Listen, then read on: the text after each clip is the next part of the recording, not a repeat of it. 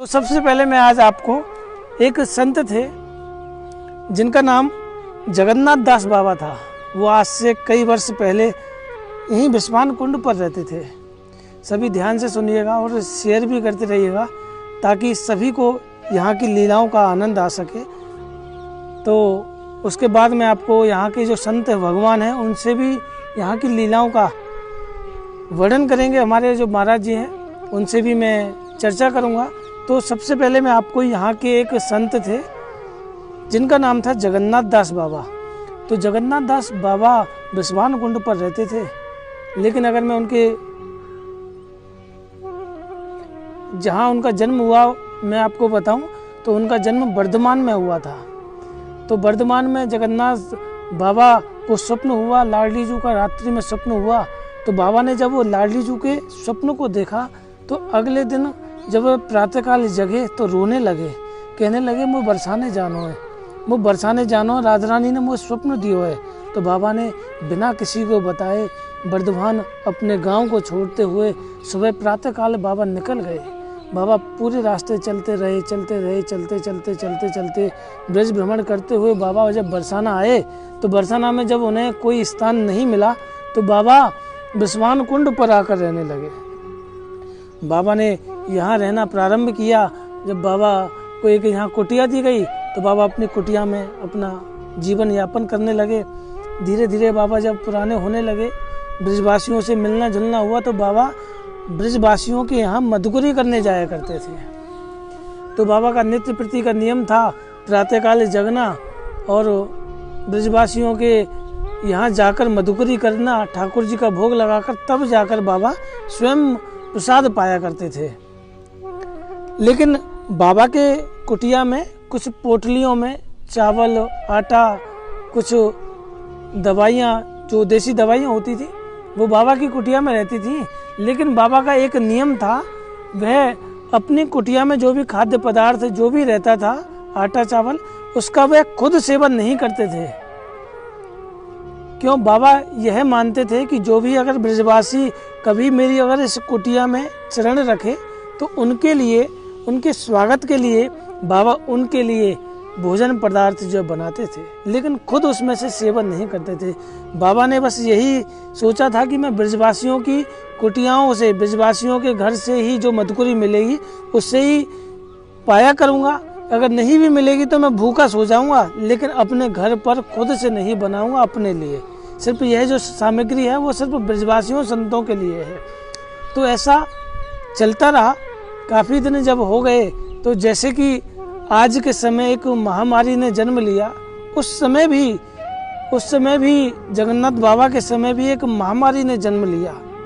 ध्यान से सुनिएगा, ऐसी महामारी चल रही है। और दूसरा, हाँ, आज हम बिस्वान कुंड पर आए तो सोचा दोनों को एक कनेक्शन करके एक जो लीला थी वो मैं आज आपको शेयर करने वाला हूँ। तो उस समय भी एक महामारी थी। तो जब महामारी फैली हुई थी तो ब्रजवासियों ने भी बाबा को मधुकरी देने से मना कर दिया कि बाबा महामारी चल रही है, तू अपनी कुटिया में रहकर यहाँ मत आए कर, क्योंकि महामारी ऐसी है, कहूँ तू है जाए, कहूँ हमें हो जाए, तो ब्रजवासी तो साफ के में। तो ब्रजवासी ने बाबा से मना कर दिया। बाबा अपनी कुटिया में लाडली जू का भजन करने लगे। एक दिन भूखे रहे, 2 दिन रहे, जल पीकर अपना यापन करने लगे। लाडली जू से कहने लगे, हे लाडली जू, अब तो बरसाना छोड़ना पड़ेगा, क्योंकि यहाँ तो मधुकरी ही ना मिल रही। लेकिन बाबा जो अपनी कुटियाओं में जो पदार्थ थे उन्हें वह खुद सेवन नहीं करना चाहते थे, क्योंकि वह सब ब्रजवासियों के लिए था। तो बाबा ने निश्चय किया कि मैं बरसाना छोड़कर जाने की तैयारी में थे। बाबा ने अपनी कुटिया का सामान पैक किया पोटलियों में और बाबा अगले दिन निकलने की तैयारी में थे। पोटलियां कंधे पे थी, किसी और गांव की तैयारी थी, क्योंकि इस गांव में मधुकरी मिलती नहीं है। तो बाबा ने विचार किया कि किसी अगले गांव में डेरा डालूंगा, वहाँ मधुकरी करूँगा, वहाँ भजन करूँगा। तो बाबा जब रास्ते में चल रहे थे तो एक कन्या बाबा ते कहने लगी, क्यों रे बाबा, तू कहाँ जा रहा है? ये ब्रज भाषा है। तो वह कन्या एक लाली कहने लगी, क्यों रे बाबा, तू कहाँ जा रहा है?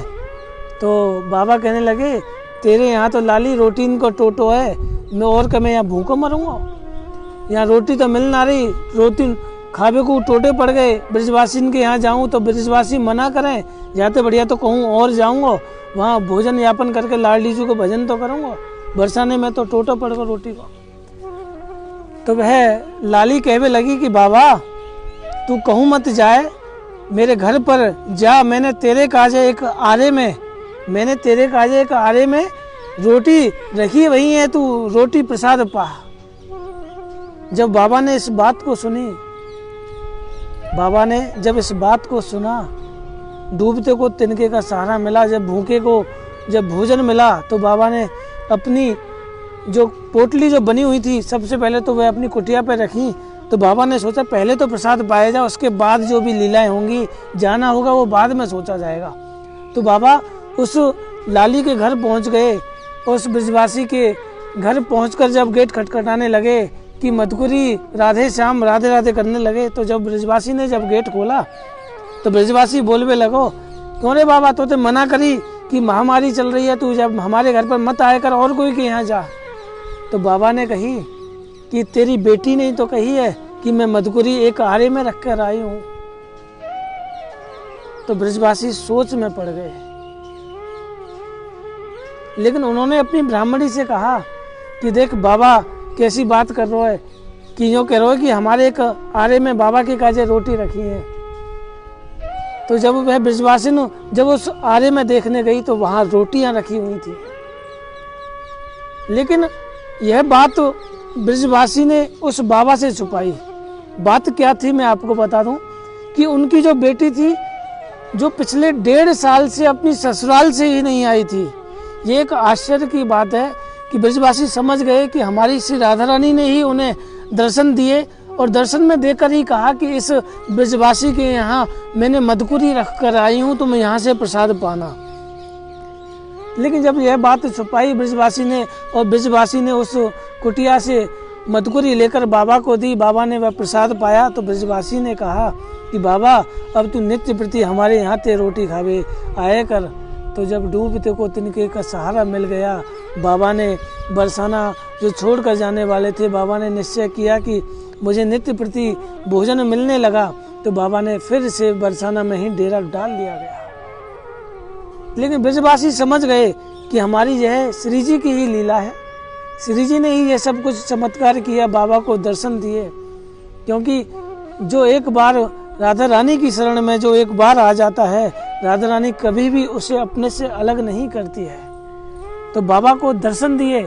उसी तरह यहाँ जितने भी संत रहते हैं, ज़्यादातर कई संतों को राधा रानी ने दर्शन दिए हैं।